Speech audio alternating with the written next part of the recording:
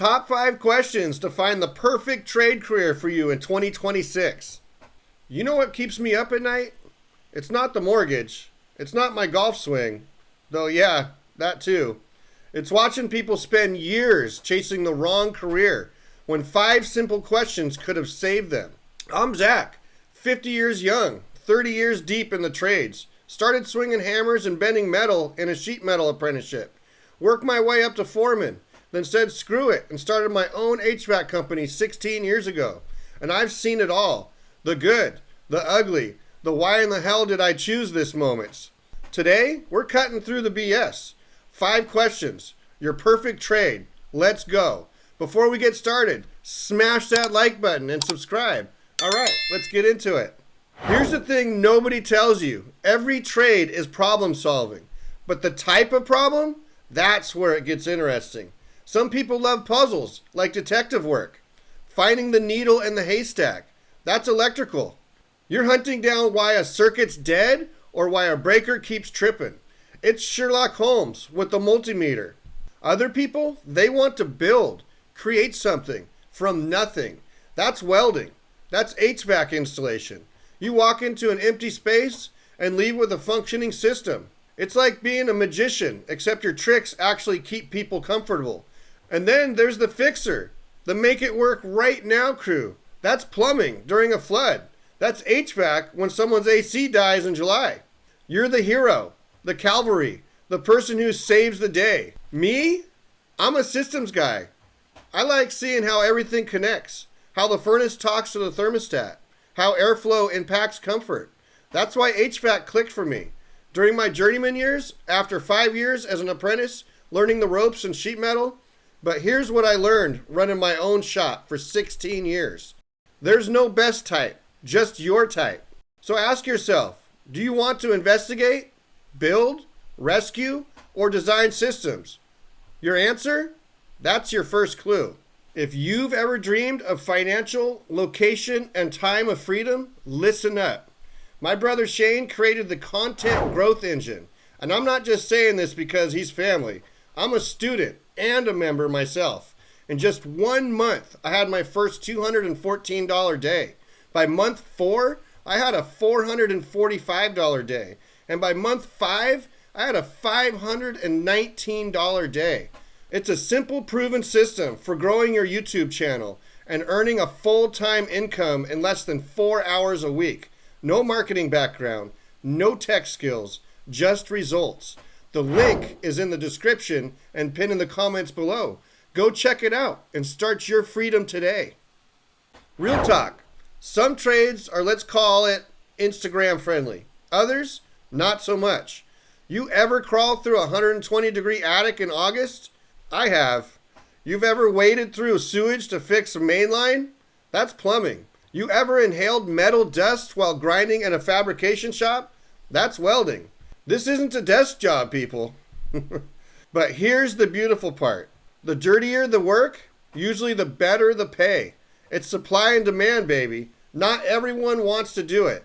So those who do get paid, plumbers pulling 6 figures? Absolutely. Welders making 80K plus straight out of apprenticeship? You bet. HVAC contractors like me? Let's just say I'm not worried about retirement. But you got to know yourself. Some people love the physical work. They like moving, sweating, feeling exhausted at the end of the day. That's me.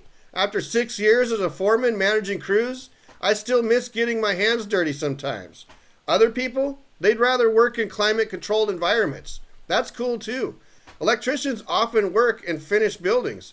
Solar installers work on roofs, outdoors, but cleaner. CNC machinists work in shops with proper ventilation. There's a trade for everyone, but you gotta be honest about your comfort level. Because if you hate getting dirty, you're gonna hate half of your job. And life's too short for that. This question is huge. Some people want a paycheck. Clock in, clock out, go home. And you know what?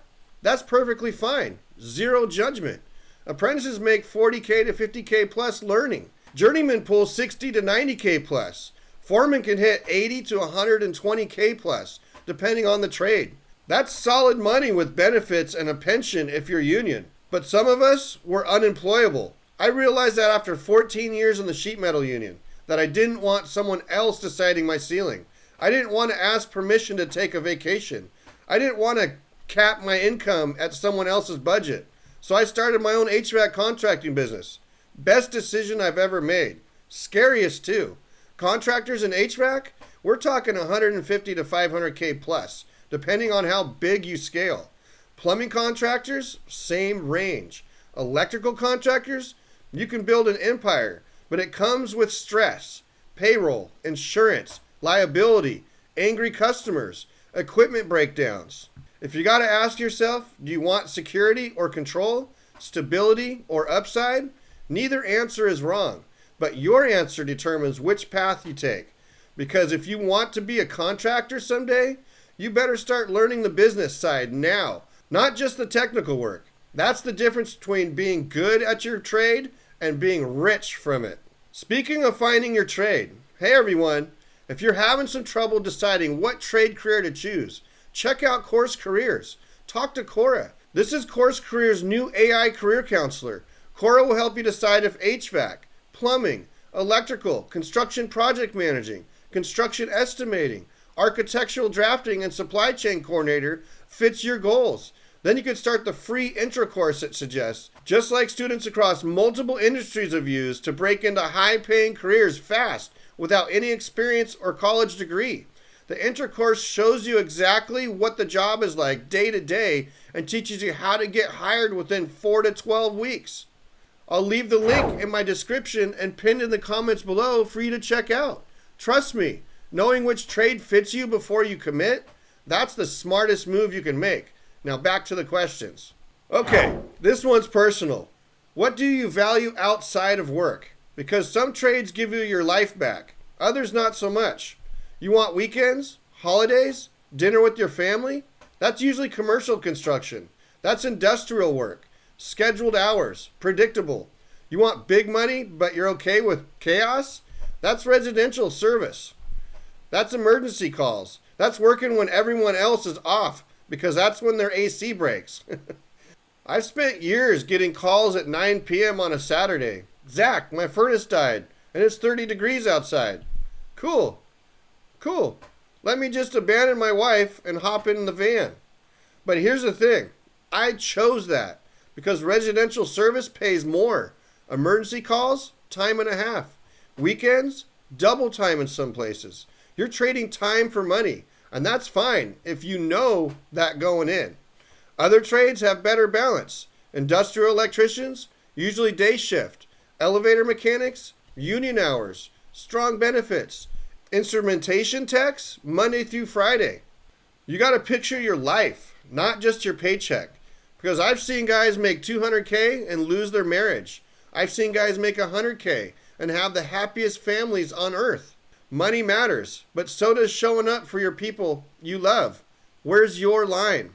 Hey, a quick break here. If you want to take a free intro course on how to land a job in the trades, click in the link in the description below, pinned in the comments. Last question, and it's the one people don't ask enough. What happens in 10 years, 20 years? Because AI's coming. Automation is real, and some jobs will disappear. But you know what a robot can't do? Crawl into your attic to replace ductwork.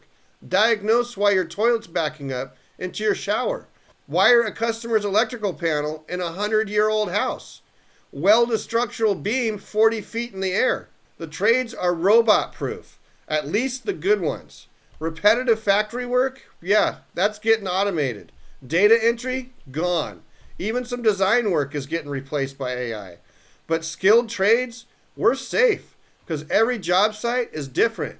Every problem is unique. Every building has its own quirks. You need human intuition. You need human adaptability. Human creativity. That's why I'm not worried about my nieces and nephews or your kids. If you go into the trades, the demand is growing. The workforce is aging, and nobody's building robots to replace us anytime soon.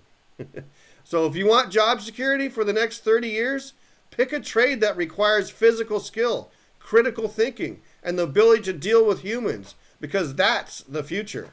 So there you have it. 5 questions. Your perfect trade. What kind of problem solver are you?